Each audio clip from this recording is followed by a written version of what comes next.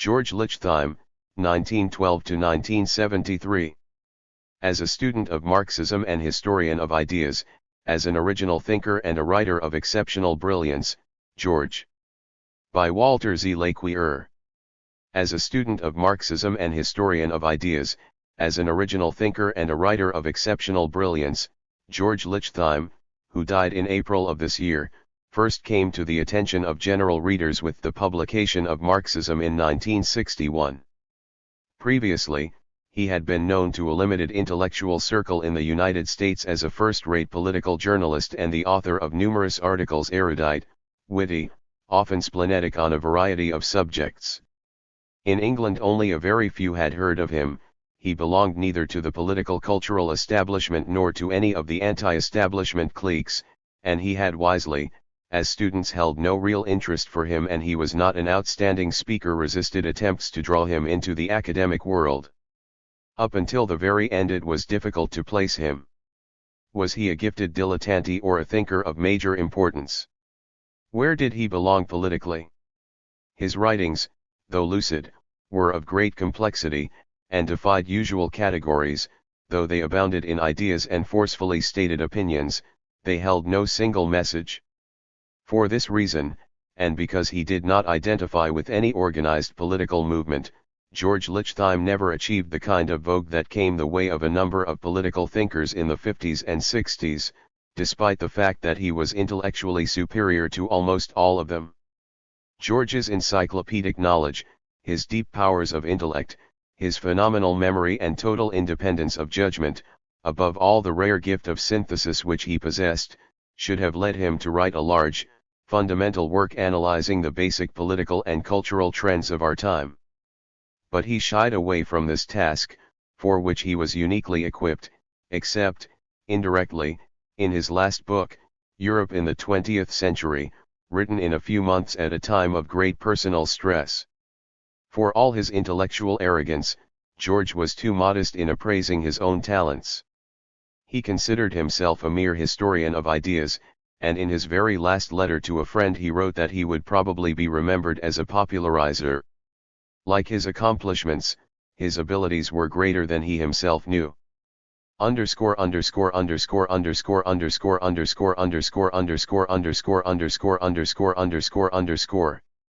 'George Lichtheim was born in Berlin in 1912 of a well-to-do and thoroughly assimilated Jewish family that hailed from eastern Prussia. He was named George after his grandfather, a highly successful businessman who had himself had no Jewish education. The style of the Berlin Jewish haute bourgeoisie in those early years of the century differed little from that of their non-Jewish neighbors. They kept horses, lived in big, comfortable houses, summered at seaside resorts on the Baltic coast or at Kronberg in Taunus. Richard Lichtheim, George's father, noted in his autobiography that until the age of 20 he never met anyone who observed the Jewish ritual laws. Neither did he encounter manifestations of anti-Semitism at school. Yet even though he was himself remote from things Jewish, Richard Lichtheim found something radically wrong with the reaction of his fellow Jews to the prevailing attitudes toward them in German society. They were tolerated but not fully accepted, and the fact that they acquiesced in this state of affairs reflected adversely on their pride, their self-esteem. Full assimilation was not impossible, Richard believed, but the price being demanded was too high. And so Richard Lichtheim became one of the first German Zionists of the post-assimilatory variety, a Zionist who had virtually no ties to speak of with Judaism. When George Lichtheim Sr. died in 1909, leaving his children financially independent, Richard, who was just about to conclude his studies, instead went to work full-time for the World Zionist Organization. In 1910 he traveled to Palestine, and in 1911 undertook a mission to Constantinople. In the house of a local Ashkenazi Jewish family there he met Irene Hafter, a young lady of striking beauty. They fell in love, became engaged, and were married the same year. The young couple Richard was 26 when he first became a Zionist diplomat settled in Berlin where George was born in 1912. Richard at the time was editor of Die Welt, the central organ of the World Zionist Organization. In 1913 he returned to Constantinople, this time for 4 years, the Turkish capital was then the center of Zionist politics.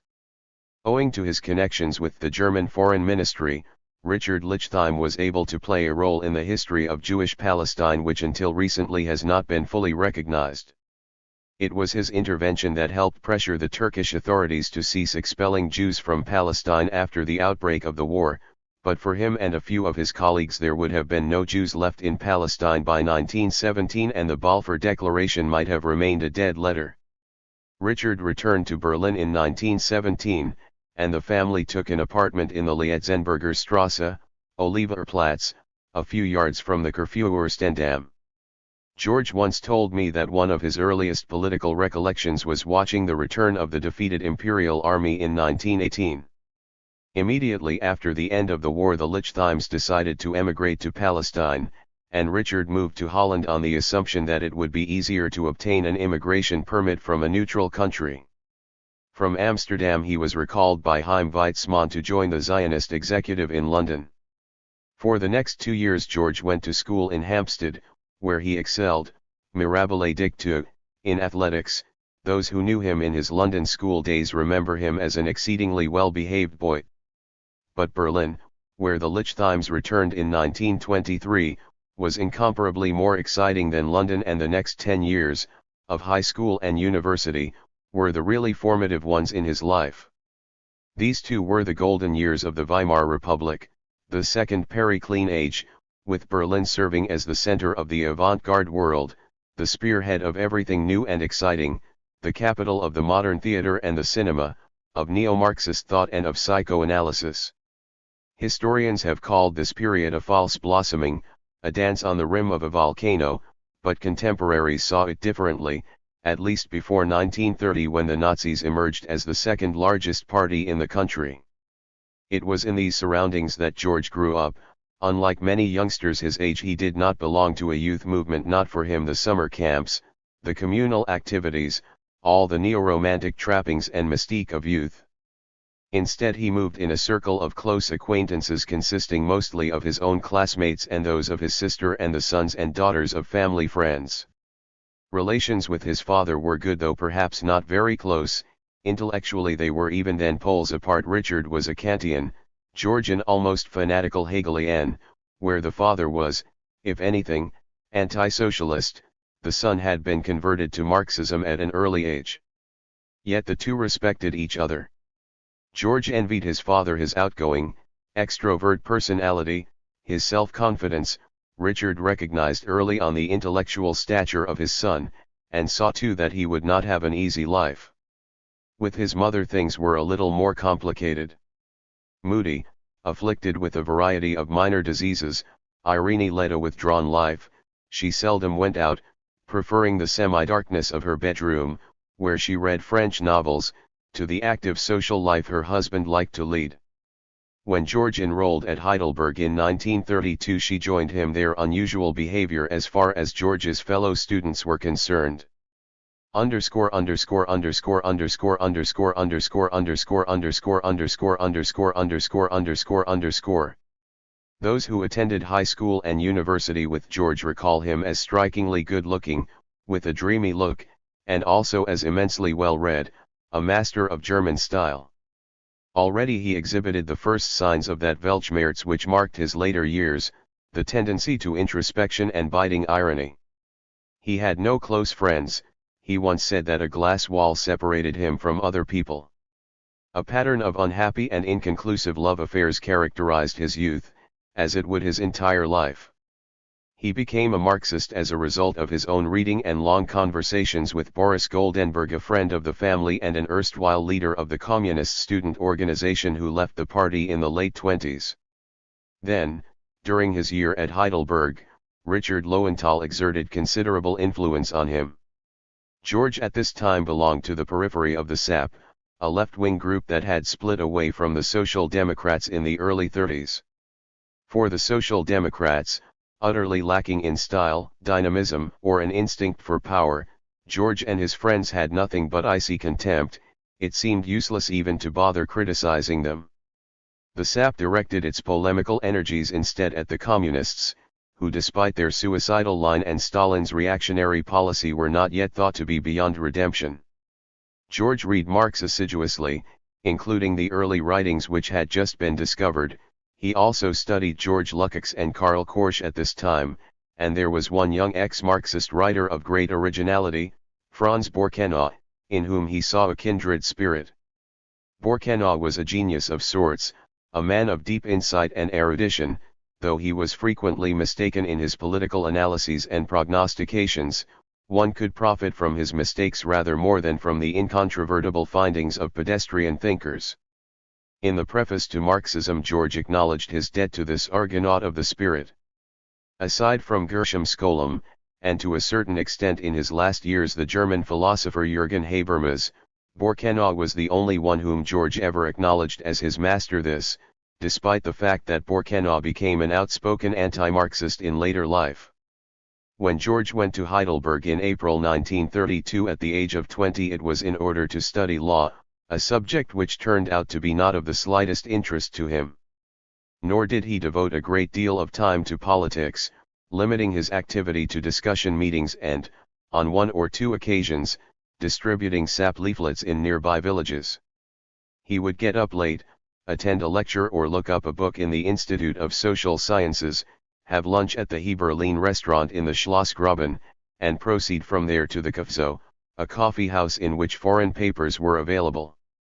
Already a man of firm habit, George could not live without the Manchester Guardian, at that time one of the world's great newspapers. Life was conducted at a leisurely pace during this idyll before the storm. Then in July 1932 von Papen deposed the Social Democratic government in Prussia. George told a friend that this marked the beginning of fascism in Germany, but neither he nor the handful of German Jewish students who were his comrades could do anything about the situation but wait. In January 1933 the Nazis came to power and he and his friends left the German universities. The 2 semesters at Heidelberg were the beginning and the end of George's higher education. From Germany he proceeded to London, where he found work as a floor walker in the Oxford Orchard Street branch of Marks & Spencer, the famous department store chain. His principal assignment was dispensing change to the sales girls. George stayed at this job for about 6 months. Kilburn, where he lived, was a fairly dismal neighborhood. Although his position was neither better nor worse than the usual lot of a new immigrant, it could hardly be called congenial to his talents. He went to movies frequently and became a Greta Garbo fan.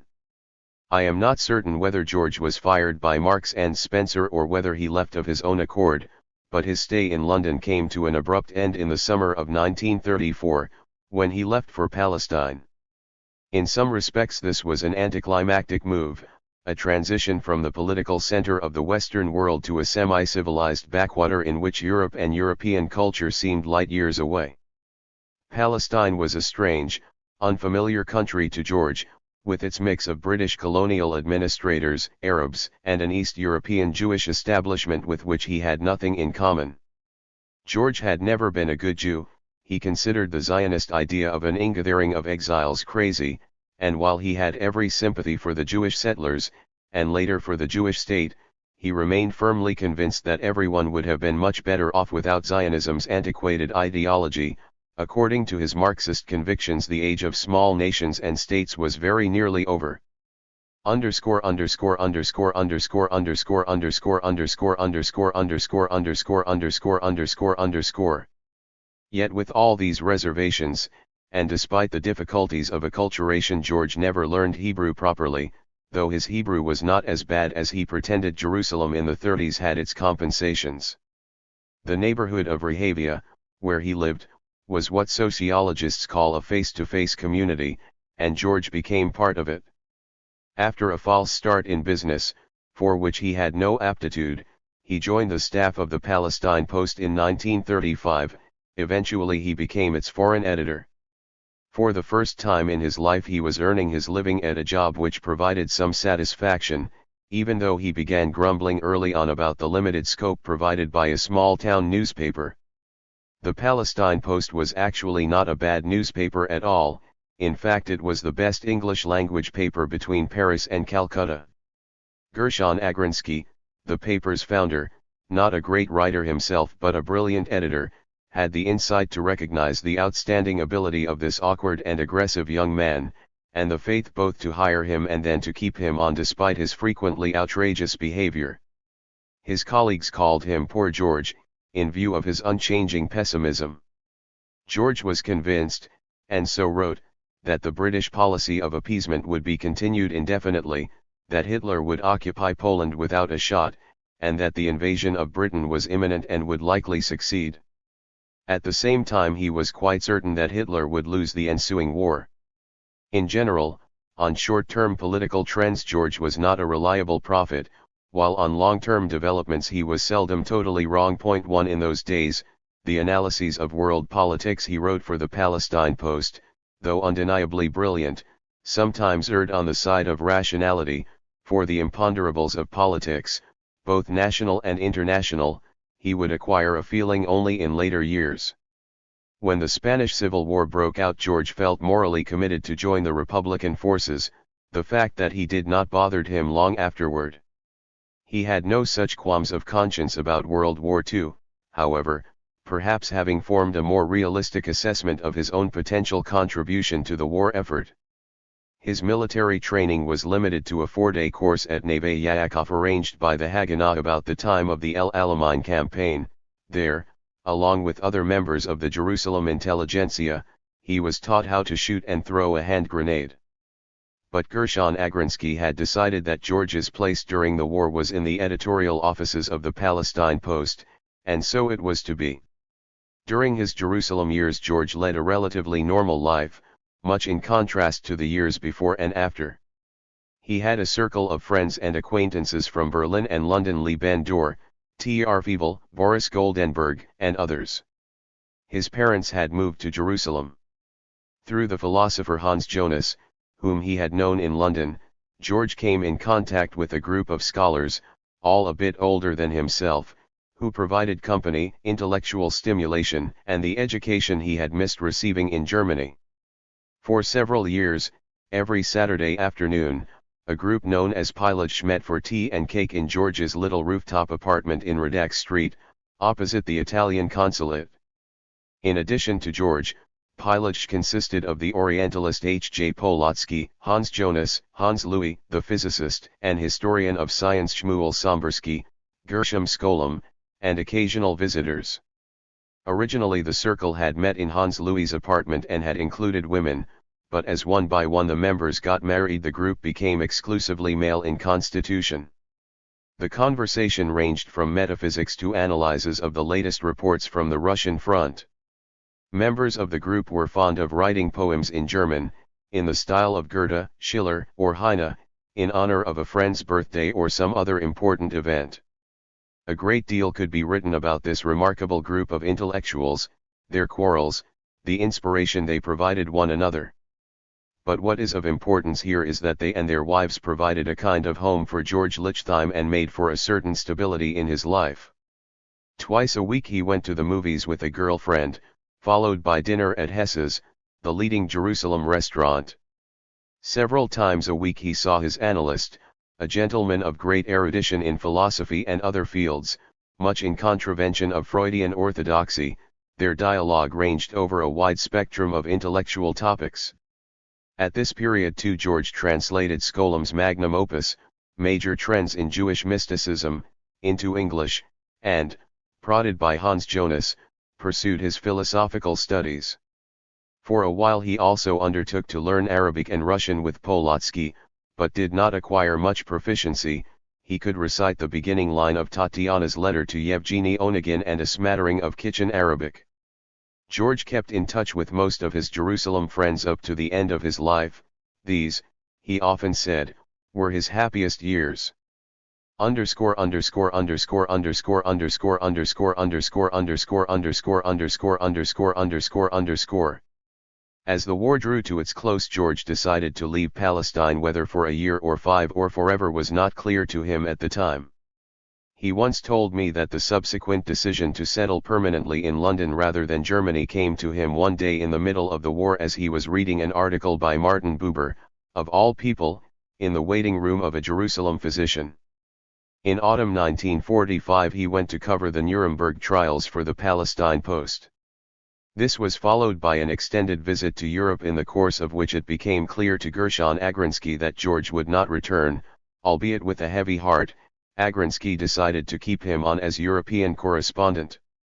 George traveled in Austria and Italy, then moved on to France, where he wrote about de Gaulle and the French literary scene.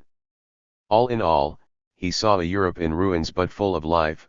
The West is not barren of ideas, he wrote at a time when it was fashionable to proclaim the impending demise of European civilization. But above all, George was fascinated by Britain, and in 1946, at the age of 34, he settled in London for the third time in his life. He wrote that the British Labour government was suffering from overwork and mediocrity, and correctly predicted critical times till 1950. In 1954 he saw reason for cautious optimism.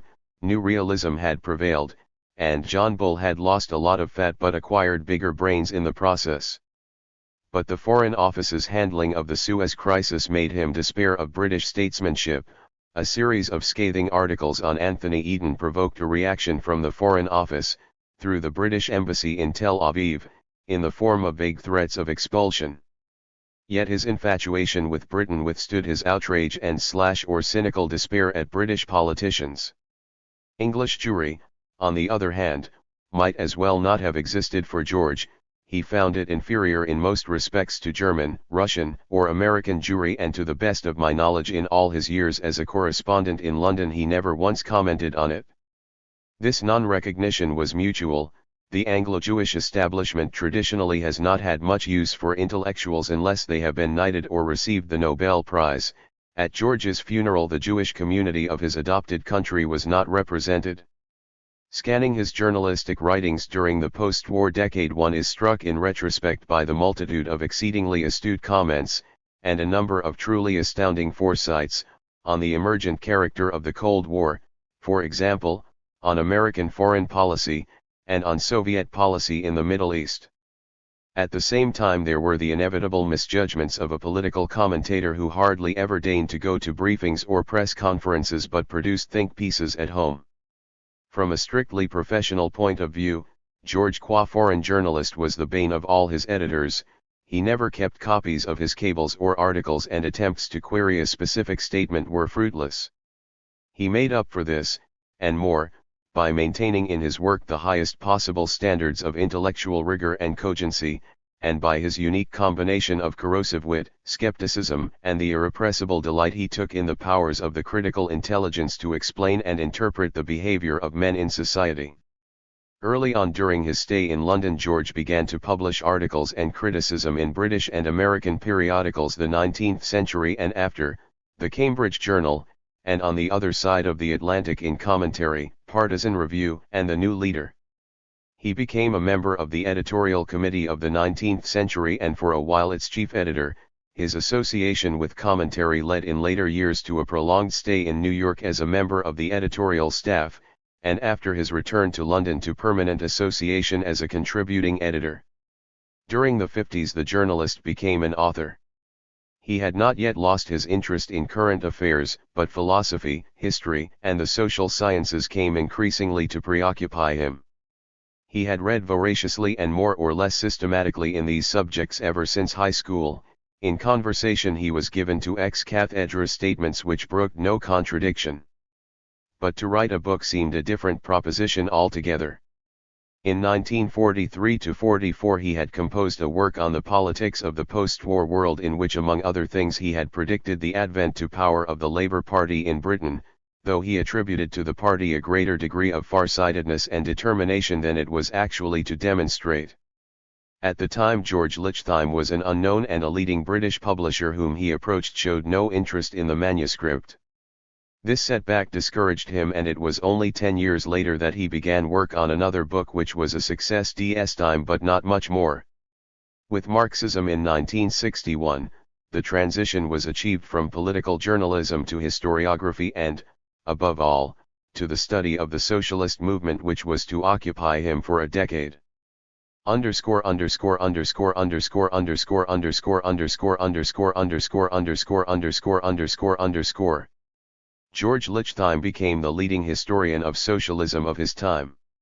He broke no fresh ground as far as matters of fact were concerned, the field having been well tilled by many capable scholars before him. Rather, his great contribution lay in offering a synthesis which had hitherto been lacking in discussions of socialism either as a political movement or as an ideology that took its place within the general context of 19th and 20th century intellectual history. His views would be impossible to summarize in the framework of a brief essay, nor is the task made any easier by the fact that of all Marxists he was the least orthodox. George was much interested in Marx's theories on primitive, feudal, and Oriental society, and above all he saw Marx as a master economist in the classical tradition and of course the premier analyst of the capitalist mode of production. At the same time, however, he took it as axiomatic that society had moved beyond the stage with the analysis of which Marx had been concerned, also, that Marx had misconstrued the immediate future, and that Marxism's accomplishments were incompatible with its ultimate aims. In addition, he harbored deep reservations about historical materialism, partly out of an inclination since his childhood toward hero worship, partly out of an innate pessimism, and partly out of sheer intellectual honesty.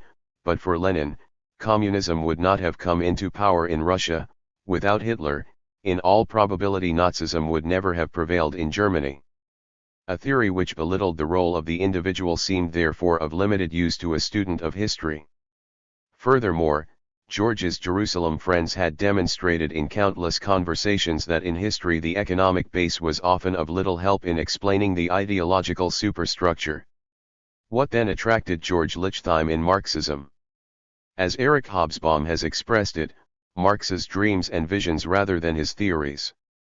To be a bit more specific, George was drawn on the one hand to the Promethean element in Marx, the grand vision of man as the center of the universe, the challenging of all established authority, the quest for freedom from economic degradation. On the other hand, he was fascinated by Marx as the philosophical heir of Hegel and as perhaps the greatest of all Victorians, the Marx of sweeping hypotheses and grandiose syntheses proclaimed with absolute certainty. Marx, as George Lichtheim saw him, came at the end of a century which had witnessed changes more profound than had occurred in any previous era. Marx recognized more acutely than his contemporaries the full extent of the transformation, and so he marked the transition to a new age which he himself in some measure helped to bring on. Marxism was unique because it was both a philosophy and the theory of a revolutionary movement supposedly able to close the gap between speculative contemplation and empirical practice. And even though the movement with which it was associated failed historically to attain its aims, the intellectual breakthrough signalized by Marx's thought was of enduring value. The Leninist revolution in Soviet Russia, an attempt to overcome philosophy by realizing its aims in practice, failed, but this had the paradoxically beneficial effect of freeing theory from practice, thought from action, and of enabling the independent Marxist to revert to the contemplative disposition which Marx believed he had safely left behind. Underscore underscore underscore underscore underscore underscore underscore underscore underscore underscore underscore underscore underscore. Among the movements bearing the label Marxist, the communists had failed because they confused socialism with state ownership, while the European Social Democrats were unsuccessful because they equated socialism with labor reformism and the welfare state. Soviet communism in George's view was actually closer in inspiration to Blanquism and populism than to Marxism. Populism also manifested itself in an even clearer form in Maoism and other Third World National Socialist movements. What occurred in these countries was the establishment of a dictatorship by the intelligentsia together with a drive toward modernization in order to ensure national survival. Modernization could be carried out equally under fascist, pseudo-socialist, or straightforwardly nationalist regimes. Ideologues of movements of national liberation usually identified socialism with nationalism, the proletariat with the peasantry, anti-capitalism with anti-imperialism. George Lichtheim admitted that populism might indeed be suited to the Third World, more so than Marxism, but the idea that it could serve as a model for more advanced countries struck him as grotesque. It is a waste of time to argue with populists, for they are able to hold contradictory beliefs with complete sincerity. In fact, they no longer need a theory, for practice grows out of populist sloganeering just as power is supposed to grow from the barrel of a gun. George Lichtheim was totally out of sympathy with the fashionable view of the 60s that a new light was about to shine from the East. Like Hegel and Marx, he was a firm believer in the inequality of nations. For countries like India he predicted nothing but catastrophe in the decades to come, just as he thought a nuclear war between Russia and China a distinct possibility 10 years hence. As for the United States, however, he was convinced there was a good chance that democratic socialism, though under auspices very different from those in Europe, might prevail in the not-too-distant future, simply because the problems facing America were insoluble under liberal capitalism. Indeed, despite his generally gloomy assessment of the actual condition of the world's socialist movements, and his derisory condemnation of communism, George held firmly to his belief in an evolutionary socialism tacitly attuned to the technocratic necessities of the West's new industrial and post-bourgeois age. Technocracy had emerged as the dominant ideology of the post-liberal social order, and the line of division no longer separates conservatives from socialists, but Democrats from technocrats. The new socialism, transcending its class origins, would represent the aspirations of the intelligentsia as well as those of the working class, itself in process of acquiring new skills and higher levels of education and awareness. The obstacles on the road to progress were of course formidable. The post-industrial development of automation had given rise to a new hierarchy of functions, the bureaucracy had expanded, new forms of social conflict had come into being. It was more difficult than ever to join egalitarianism to the drive toward higher levels of economic performance. The prospects of socialism in the classical sense are brightest where economic pressures are negligible and people can envisage an egalitarian way of life on the basis of social ownership of the means of production. In this sense, the preconditions of a socialist order do not at present exist anywhere. This was not, however, to say that socialists were bound to fail, in the manner, say, of liberals, whose system in George's opinion had disintegrated both as a philosophy and as a way of managing the political order. The kind of society envisaged by socialists was not inscribed in the logic of the immediate future, and there was no longer a place for the old faith in automatic progress. Still, skepticism need not necessarily lead to inaction. George ended the introduction to his imperialism with an invocation of the old motto of the Huguenots, Point en est besoin d'espoir pour entreprendre, ni de succès pour persévérer. This in briefest outline was George's interpretation of the historical fortunes and prospects of Marxism and the socialist movement. He used to describe his approach in later years as close to that of the Frankfurt School of Critical Theory. And he did share certain philosophical tenets of the Frankfurt School, including its Hegelianism and its hostility to positivism, although he found the neo-Marxism of the school's founders outdated. During his last years, politics, even in the broadest sense, began to bore him, and his interest shifted back to philosophy from Marx, as it were, to Hegel.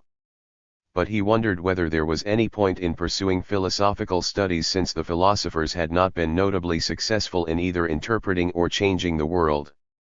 In a long letter written during the last year of his life he provided his own personal answer to this question. The German philosophers have in fact Europeanized China by way of Hegel and Marx, and considering that there are 800 million Chinese in the world, this circumstance is not without importance. The same, I should say, applies to England's lasting impact on India. It was all done via thinkers like Mill or Marx. Insofar as human history makes sense at all, certain moral and intellectual breakthroughs have made a permanent difference. Profound changes are always brought about by some religious or philosophical genius. Take as an example, if you like, the emancipation of women or the impact of modern psychology on the treatment of children and of sexuality. I say nothing about what really matters to metaphysicians: la condition humaine, the ability to live without a belief in God and immortality, and so forth. Doesn't that concern every one of us? 2 years ago I contemplated suicide. If in the end I decided to carry on, that must have something to do with the Kantian attitudes I inherited from my father. In the end, The only things that really count are those with which the poets and the philosophers are concerned, love and life, and the ability to carry on in the teeth of misfortune. Underscore underscore underscore underscore underscore underscore underscore underscore underscore underscore underscore underscore underscore. My account of the main phases in George Lichtheim's biography and intellectual development can offer only the background of a fruitful and not too happy life. The genius of a major novelist or biographer would be required to capture faithfully all the qualities that made this complex personality so unique: his rudeness and generosity, his pedantry and his wit, his obsessions and his astonishing novelty of mind. When he was 19 and just about to enter the university, George accompanied some friends on a skiing holiday. Being a novice, he naturally found the going difficult, and after the third fall he gave up, turning aside the injunctions of his friends to persevere with the remark, "Don't you know, I have lemonade in my veins, not blood." It would be easier to write about him if the statement were even remotely true, or if he had been the aesthete and dilettante a young academic reviewer of his last book, a collection of essays, made him out to be. In the late 50s, George moved from a boarding house in Ryder Street, near the editorial offices of The Economist, to the top floor of a house belonging to his friends Francis and Ruth Carston, in Hampstead. He lived there to all intents and purposes as a member of the family, relieved of many of the little chores of daily life that are so aggravating to a bachelor. He had sufficient space for his library. It was one of his many peculiarities never to quote from a book unless he owned it. For lunch he went to one of the little restaurants in Hampstead, in or off High Street. In the afternoon he walked to Hampstead Heath. The 60s were his most productive period. Work gave him satisfaction and he wrote quickly, as if the time at his disposal were limited. His manuscripts were sent to Esther Howell in Letchworth, the only person who could decipher his handwritten emendations. George took the most meticulous care with proofreading. He used to boast from his days as editor at the Palestine Post that material which passed through his hands never contained an error, and in later years he was even more obsessively painstaking. A printing error was to him a source of lasting mortification. George traveled twice more to Israel, but after the death of his father in 1963 he decided against further visits. It was too upsetting. Twice he stayed in America for lengthy periods.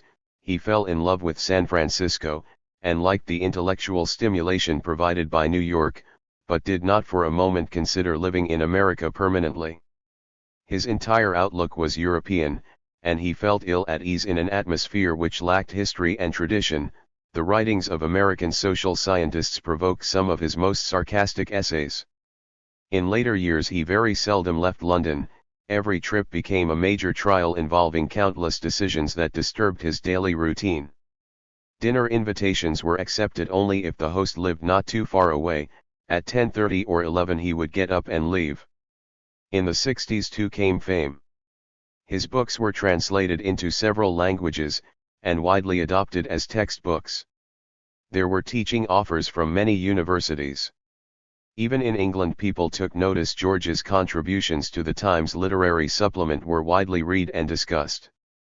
Research students knocked on his door and letters flowed in, but most callers were sent away and correspondence were disposed of in 2 or 3 lines, often with a great deal of unnecessary rudeness.